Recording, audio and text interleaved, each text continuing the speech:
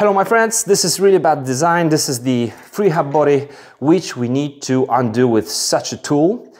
It's not even close to what DD Swiss have done, which means you simply take the free hub body and it pops up. Here we need to undo the ring right here. In order to do it, first off, you need to have the tool. Second, you need to go clockwise. Not counterclockwise, but clockwise. The problem is, when you try to do it with these little two teeth, they will just come off, you will damage your tool, and you will curse a lot, and you won't gonna be able to do it for your client or just in your bike. So what you can do, use this homemade tool in order to have a third hand, I call it. As you can see, I simply slide it through the hub. The original, my original axle is already removed, and this thing has to be long enough to allow for your tool to go through. Now I need to find the place of the tool. These teeth have to go right inside. All right, I'm going to show you at the end how it looks like inside. Now I put this, and now I use my 17mm wrench in order to squeeze it tight. Once I do it, the thing you need to remember about is that now you have the compression.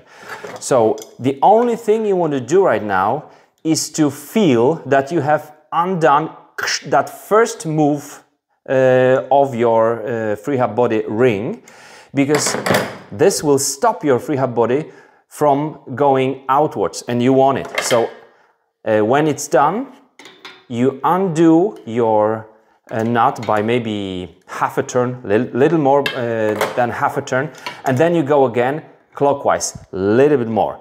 Once you feel it will go by hand, you can undo your DIY tool, and you can proceed with removing your free hub body.